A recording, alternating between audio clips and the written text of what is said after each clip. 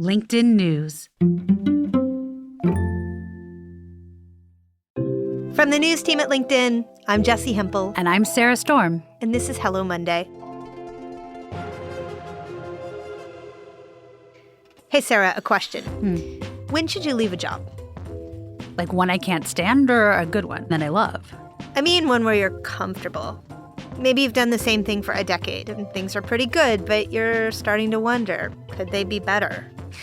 Right after the pandemic, there was this scramble as people moved around. We did a whole episode on it, right? We did. It was called The Great Reshuffle. The market for talent is still tight, and people still have a lot of opportunities, but I think right now we're seeing a more measured approach to people taking them. Welcome to episode 4 of our summer series, Navigating the New Office. We're going to get some sound advice on this topic today. I first met today's guest when I was really young, in my very first year as a reporter at Fortune. She was an executive at Motorola in Chicago. She's somewhat of an elder stateswoman in Silicon Valley. Her name is Padmasree Warrior, but she goes by Padma. She's on the boards of lots of companies you know, like Spotify, and this one, LinkedIn's parent company, Microsoft. And these days, Padma runs a virtual book club startup called Fable. Wow, she has the kind of career that makes her an expert at careers. And that is why I wanted her advice. And of course, Sarah, you and I will break it all down after the interview. But for now, here's Padma. I always choose what I do next based on, can I learn more? I think what happens inside a big company often is the learning peaks off. In the early part of your career, you're learning. But as you get to bigger and bigger roles, the learning becomes incremental and it's not transferable. If you're successful in one corporation, for example, getting to a C-level, doesn't mean you can move at the C-level to another corporation and be successful. So the transferability of the skills and the learning you have dramatically slows down.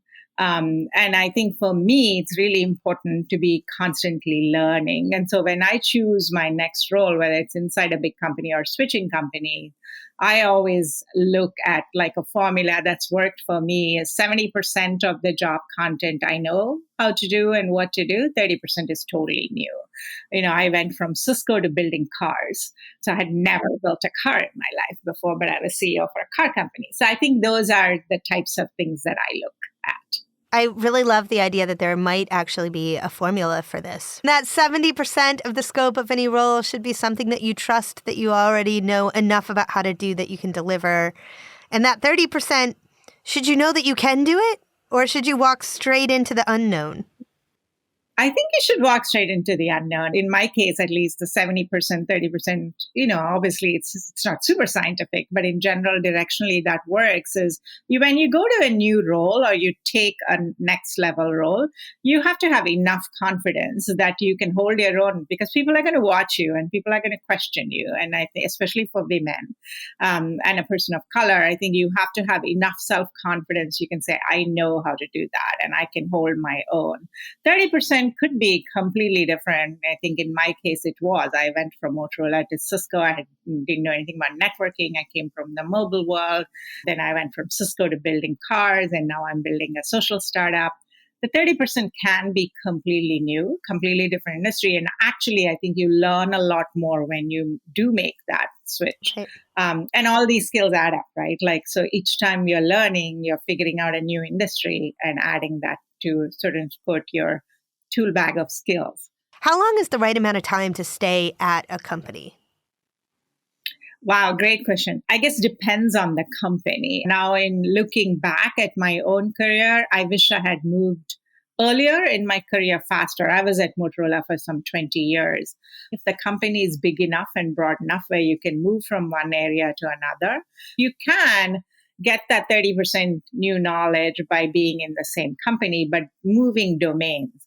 I think the thing, though, that you have to remember is, are you reaching a point where the things that you're learning are how to manage the politics in that company versus a new skill that you can go apply someplace else, which happens when you're in the same company for a long time. You figure out you have muscle memory on how to get things done in that company. Yeah. Is that applicable somewhere else? And so you have to question, have I stayed here too long where what I'm learning is really not transferable? Yeah. And then maybe time to move. Another thing that I'm very curious to know about from you, you are such an advocate of women in STEM in particular. You have a technical background yourself. I'm curious if over the course of your career you have worked with or managed people who've come from other fields into tech and had very successful careers in tech. Yeah, I have. I actually think that's a myth. Not everybody needs to be an amazing coder, right? There's tech everywhere. Every company, in a sense, I know it sounds a little cliched, but every company is a software company, right? So you don't have to be a coder to be in the technical industry anymore. I think this is a misnomer. I think what is really important these days is the ability to learn. Tech itself is changing so quickly, right? Like you ask 10 people what Web 3.0 is, you get 10 different answers. And so I think people have to really be curious about things and learn things. As long as you have that mindset, you can have a great career in tech. So you don't necessarily have to say, oh, I don't know how to code. Maybe I shouldn't pursue a tech industry. We have a lot of editors in my company who are great writers and readers, and they combined with engineers is what creates the magic in a company like Fable. So yeah, I think these days the beauty is every company is a tech company. I remember about 10 years ago when every company in every industry suddenly wanted to say, no, now we're a tech company. Yes, we're Ford, but we are a tech company, right? And now you see that actually they were right. Everyone was right, that everything is tech. Tech is the infrastructure for all things. Tell me a little bit about the company that you're at now and how you got there. What is Fable trying to do? Yeah, Fable is a company I started 2 years ago.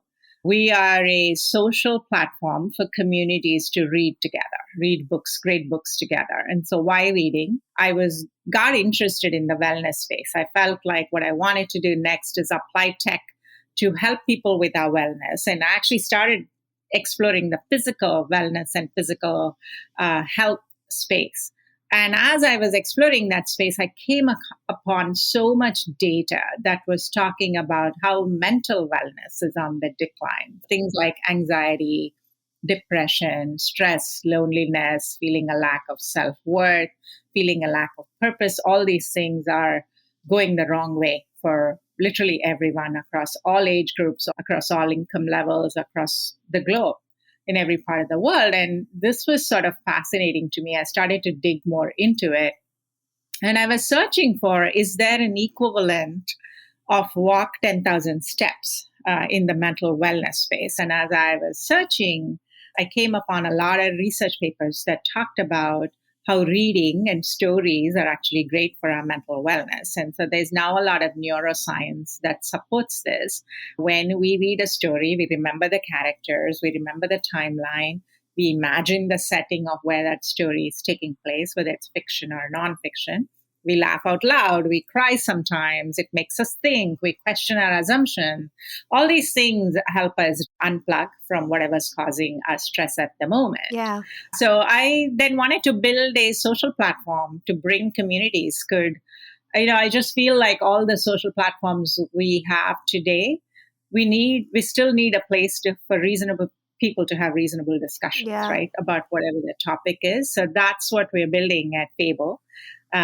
It's not a social media company. It's not a social network. It's a social platform where basically communities get together, choose a book, they discuss as they're reading the book, and we host events with authors. And we're very popular with Gen Z, which is counter. Also, people told me like, oh, young people, they don't read, but it's not true at all. They read quite a lot. And they look for a lot of representation, which is amazing. We have a lot of LGBTQ clubs where they're reading, where the main character is someone who's different, who looks like them. And so, yeah, we're very proud of what we're building. We're going to take a quick break. When we come back, more with Padmasree Warrior.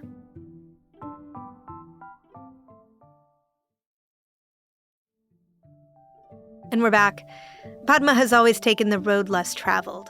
When she was in school getting her technical degree, she was one of just 5 women out of 250 students. She's comfortable with being the only person in a room who looks or thinks or acts like her. Quite honestly, it's something I wish I were better at. So we talked about her earliest influences.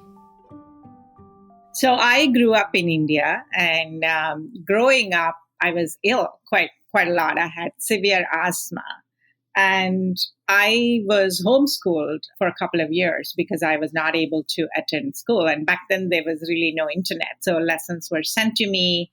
My mom worked with me. I did those lessons.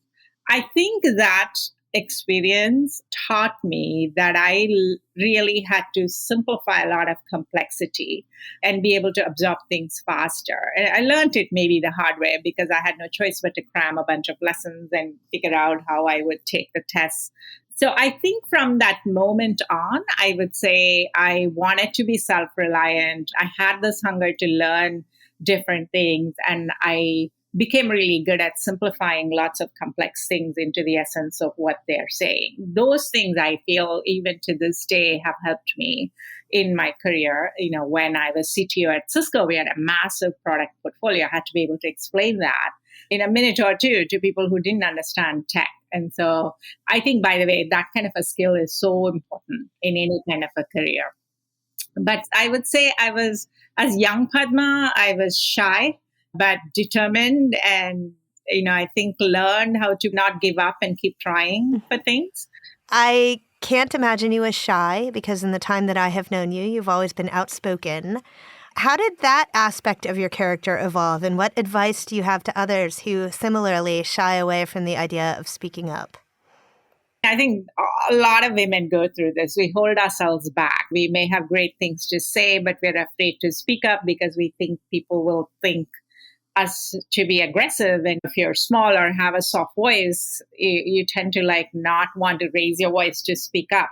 But I think you quickly realize when you have something of import to say, you should say it. And, I think in my case, that started happening probably when I was at IIT. I went to Indian Institute of Technology.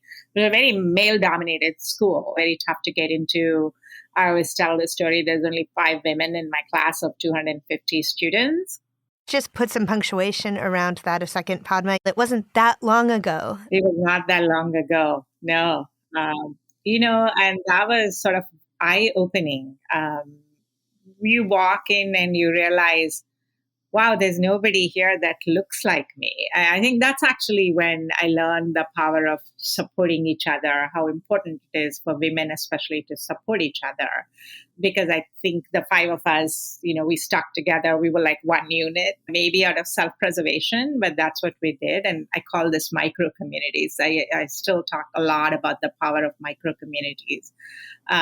These days, when we think of a community, we think of how many followers you have. Are you an influencer? Do you have 50 million followers? That's really not a community. What a micro community is, maybe 10 people that really will be there to help you. But yeah, that's a different topic. But back to when did I learn to stand up for myself and speak up? I think it was at IIT. I just realized that, especially if you're a minority, unless you take and you speak up, you're in fact letting everyone that looks like you down, right? Because they're not getting heard by you not speaking. That's a lot of pressure to put on yourself, Padma. It is true, and also it is a lot of pressure to put on yourself. But it's true. I think it's very true, especially for women in tech, right? We need more women in tech. We need more women to speak up so that other people kind of see us as that person has a voice. And I want to lend my voice in support of what they're doing. Mm-hmm. Well, so Padma, bringing us back to 2022, the moment that we find ourselves in now, 2 years after the pandemic, and you're in a position where you're growing a startup, do you perceive anything to be different about the way that people are making their career choices in the aftermath of the crazy 2 years that we have had? Yeah, we now realize the world has changed forever, right? Even beyond the pandemic, things we are going through now, inflation at an all-time high, 40-year high, recession, or, conflicts in society, gun violence, COVID, figuring out are we going back to office or not. The nature of work itself has changed. I think we are finally realizing it will be a hybrid workforce that we'll have to all contend with. And I think when I was growing in my career, that was not even an option. Even when I had a baby, I was expected to come back to work, physically come back to work. This is all changing. I think we are still dealing with what is permanent and what is temporary. And we'll have trying to figure this out, right? Which part of it is here forever and which part of it is like a cycle and it'll go back to normal. I have opinions about it. I do feel hybrid work is a permanent thing. I don't think we'll ever go back to 100%. Everyone has to be back in the office, so to speak. I think people will choose where they work and how they work. And I think at the same time, when all this is happening, so what does that mean? Supply chain is stretched, right? Like there's labor shortages, there's war for talent, there's the great resignation, all these things are happening. At the same time, technology is moving at a pace where it has the potential to increase productivity 10 to 100x maybe sometimes. So it's sort of like we have both these things happening at the same time. And then people's expectations are different. What we expect now from companies is very different. We expect leaders inside the company to behave very differently. Empathy, which was always considered a soft skill, is all of a sudden becoming a not only expectation, it's almost like table stakes that every leader you choose to work for will be empathetic. And empathy is now like one of the strongest requirements for a leader to have. Even 5 years ago, that was brushed off as like, oh, that's a soft skill. Right. And if you flip it, the leaders who are not able to demonstrate empathy are not able to keep their talent in a very tight market. So it's real easy to figure out who they are quickly. That's correct, right? And 5 years ago, if you were a leader and if you were considered empathetic, you were considered a weak leader. And maybe you didn't get that promotion because you were weak. And so it's sort of like fascinating how these things have completely flipped over. So people's expectations are changing dramatically. So when I talk to people, what they're looking for in their job is no longer just negotiating salary, negotiating a full comp package. Of course, those are important. But people are negotiating where they work from. Is this a remote first role or not? That's a big thing right now for people, right? Yeah. Am I expected to come to work every day? Do I have to commute? So these are becoming negotiating factors and in what people look for. The other thing that I find, and as a little startup, we are able to attract people, is purpose. They question the purpose for the company and the values of the company. And this is something when I coach people, even when they're looking for the next job, I tell them, you do a lot of diligence on the company's business. And the company does a lot of diligence before they hire you, right? Like they do reference checks. They talk to people you have worked with in the past to get references on you. Are you doing diligence on the company's culture? Mm-hmm. I think this is becoming even more important for people to do. Yeah. One of the big reasons people leave companies and actually what causes mental wellness issues is the toxicity of the culture inside a company. Yeah. So I think it's as much a person's responsibility to do their diligence on the company and not just the company, but the people that you're going to work for. Go talk to people that have worked for your new manager and see what kind of a person they are, what kind of a leader they are. Comp maybe is less important to people. The location and the flexibility is more important to people these days. And so I think as companies, we have to completely flip what we prioritize and how we pitch the role to people. And people need to do more diligence on the companies and the people they're working for. It's funny. I'd originally thought that I wanted to devote this entire episode to the idea that sometimes a new job helps you earn more money, but sometimes it helps you learn more things. So when should you prioritize learning over earning? But Padma had one succinct answer to that question. You have to expect both. And people are expecting both. I think it is not one or the other. Just like, by the way, I hate the word balance. For the longest time, we always talked about work-life balance. I was like, why am I forced to choose this? Like, why do I have to choose either work or my life? Work is part of life. And I always talked about integration. Like, you know what? I don't have two lives. I only have one life. Yep. In that life, I have work and my family. So it's not about balance. It's about integration. Yep. So same thing. I think now it is learning and earning, as you say. I think you have to have both. That was Padmasree Warrior. Check out Fable.co to bring more stories into your life. Now I'm going to bring back our producer, Sarah Storm. Hey, Sarah. Hey, Jessi. So I really love talking to Padma. You can probably tell that we know each other already and that she's the kind of person I would call personally for advice. But the thing that I most wanted to understand from her is when you should think about changing jobs yourself. Do you feel like you got a sense of that? I do. I feel like I have a clear sense from listening to her of what a good, like I'm learning job entails, which is 70% things I or we feel confident in doing, and 30% things that terrify us, things we have to learn and try and grow in. Things we don't know we can do before we try. Correct. Right. I loved the ratio because I often hear specifically around gender that women raise their hand for a promotion when they can look at a list of things that the promotion entails and feel confident they can do all of those things. And men are more likely to raise their hand when they can do just a couple of those things. And I have often wondered, okay, well, but then like when exactly are you supposed to raise your hand? Like how much of that list should you be able to do? And she's the first person I've ever heard from with a direct answer to that. And the bona fides to like back it up. I mean, if anybody knows, she knows. I've heard that before as well. And I've certainly watched other women that I know not raise their hand for things they might be great at because they couldn't tick every box. Right. Another thing that I loved that she said is that, you know, she is a technical powerhouse, Sarah, and she has a reputation for being so. You would have to be the chief technology officer of a company like Cisco, which is like a nuts and bolts technology company. It is like an enterprise-focused, like infrastructure of the internet company.